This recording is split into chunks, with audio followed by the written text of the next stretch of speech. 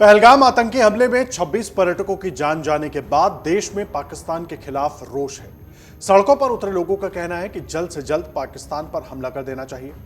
भारत सरकार भी पाकिस्तान की इस नापाक हरकत के खिलाफ एक्शन में दिख रही है। पीएम मोदी सऊदी अरब का दौरा रद्द करके दिल्ली वापस लौटे और सीसीएस की अहम बैठक की। और उस बैठक में सरकार ने आतंकवाद पर चोट देने के लिए पाकिस्तान के खिलाफ एक के बाद एक कई कड़े फैसले ले लिए। सरकार ने पाकिस्तान के साथ सिंधु जल समझौते को रोक दिया। इसके अलावा भारत में रह रहे सभी पाकिस्तानी नागरिकों के वीजा रद्द करके 1 मई तक उन्हें भारत छोड़ने का आदेश दिया गया। आगे की रिपोर्ट में हम आपको बताएंगे कि पाकिस्तान के खिलाफ भारत सरकार ने क्या फैसले लिए और भारत के फैसले से पाकिस्तान पर क्या असर पड़ रहा है और पड़ेगा, और अपनी गलतियों से शर्मिंदा होने के बजाय भारत की कार्रवाई के खिलाफ पाकिस्तान भी पीछे नहीं हटा, वो भी आए दिन गीदड़ भभकी देने में लगा हुआ है। तो चलिए सबसे पहले ये जान लीजिए कि भारत ने क्या फैसले लिए। दरअसल पीएम मोदी की अध्यक्षता में हुई सीसीएस की बैठक में पाकिस्तान के खिलाफ 5 बड़े फैसले लिए गए। इन फैसलों से आतंकवाद के सरगनाओं के साथ पाकिस्तानी हुकूमत पर चोट लगना तय है। भारत के विदेश सचिव ने इन फैसलों की जानकारी देते हुए कहा था कि इस आतंकवादी हमले की गंभीरता को समझते हुए सुरक्षा मामलों की कैबिनेट समिति ने 5 बड़े फैसले किए। 1960 की सिंधु जल संधि को तत्काल प्रभाव से स्थगित किया गया, जब तक कि पाकिस्तान सीमा पार से आतंकवाद को समर्थन देना बंद नहीं कर देता। इंटीग्रेटेड चेक पोस्ट अटारी को तत्काल प्रभाव से बंद किया गया। वैध अनुमति के साथ जो लोग इस रास्ते से भारत आए हैं वो 1 मई से पहले इसी रास्ते से वापस जा सकते हैं और अब जाने का सिलसिला शुरू भी हो गया। वहीं पाकिस्तानी नागरिकों को अब सार्क वीजा छूट योजना के तहत भारत यात्रा की इजाजत नहीं मिलेगी। पहले जारी सभी SVES वीजा निरस्त माने जाएंगे। अभी SVES वीजा पर भारत में रह रहे किसी भी पाकिस्तानी नागरिक को 48 घंटों के अंदर भारत छोड़ना होगा।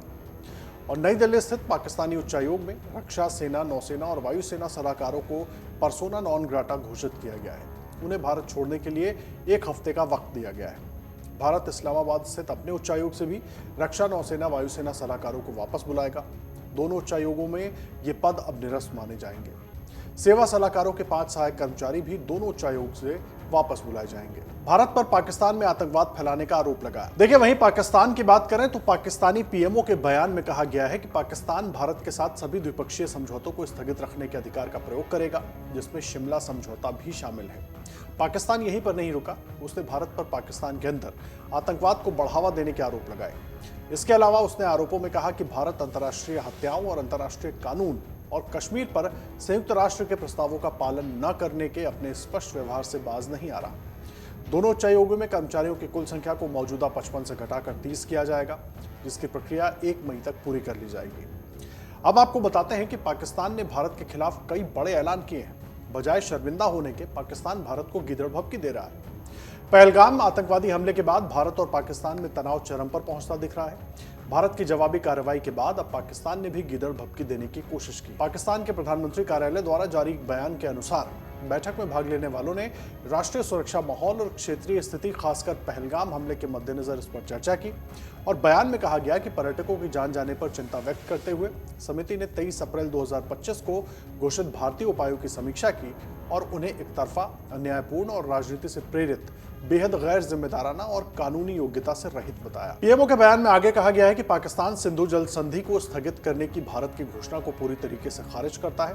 बयान में कहा गया कि यह संधि एक बाध्यकारी अंतर्राष्ट्रीय समझौता है जिसमें एक तरफा निलंबन का कोई प्रावधान नहीं है। NSC ने जोर देकर कहा कि पानी पाकिस्तान का एक महत्वपूर्ण राष्ट्रीय हित है। ये उसके 240 मिलियन लोगों की जीवन रेखा है और इसकी उपलब्धता को हर कीमत पर सुरक्षित रखा जाएगा। इसने चेतावनी दी कि सिंधु जल संधि के अनुसार पाकिस्तान के पानी के प्रवाह को रोकने या मोड़ने का कोई भी प्रयास और निचले तटवर्ती क्षेत्र के अधिकारों का हनन युद्ध की कार्रवाई के रूप में देखा जाएगा और राष्ट्रीय शक्ति के पूरे स्पेक्ट्रम में पूरी ताकत से इसका जवाब दिया जाएगा। वहीं पाकिस्तान की तरफ से कहा गया कि वो वाघा सीमा चौकी को तत्काल प्रभाव से बंद करेगा। इस मार्ग से भारत से सीमा पार सभी आने जाने की प्रक्रिया बिना किसी अपवाद के निलंबित रहेंगे। जो लोग वैध समर्थन के साथ सीमा पार कर चुके हैं वो तुरंत, लेकिन 30 अप्रैल 2025 के बाद में नहीं वापस लौट सकते। पाकिस्तान ने भारतीय नागरिकों को जारी किए गए सार्क वीजा छूट योजना के तहत सभी वीजा निलंबित कर दिए हैं और सिख धार्मिक तीर्थयात्रियों को छोड़कर उन्हें तत्काल प्रभाव से रद्द कर दिया है। SVES के तहत वर्तमान में पाकिस्तान में भारतीय नागरिकों को 48 घंटे के अंदर बाहर निकलने का निर्देश दिया गया है। सलाहकारों के सहायक कर्मचारियों को भी भारत लौटने का निर्देश दिया गया है। पाकिस्तान ने यह भी कहा कि इस्लामाबाद में भारतीय उच्चायोग की क्षमता 30 अप्रैल 2025 से 30 राजनयिकों और कर्मचारियों तक सीमित कर दी जाएगी। भारत के स्वामित्व वाली या भारत द्वारा संचालित सभी एयरलाइनों के लिए पाकिस्तान का हवाई क्षेत्र तत्काल प्रभाव से बंद कर दिया जाएगा।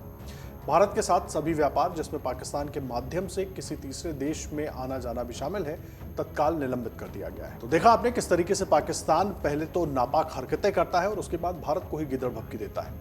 अब देखिए, भारत की तरफ से कड़े फैसले ले लिए गए हैं और एक के बाद एक उसका असर पाकिस्तान पर दिख रहा है। जिस तरीके से पाकिस्तान की बौखलाहट है, इंतजार बस इस बात का है कि अब आगे क्या। अगर देख रहे हैं तो हमारे चैनल को सब्सक्राइब कर बेल आइकन दबाएं और फेसबुक पर देख रहे हैं तो हमारे पेज को लाइक करें। 8 मिलियन प्लस सब्सक्राइबर, आपके इस भरोसे के लिए बहुत धन्यवाद।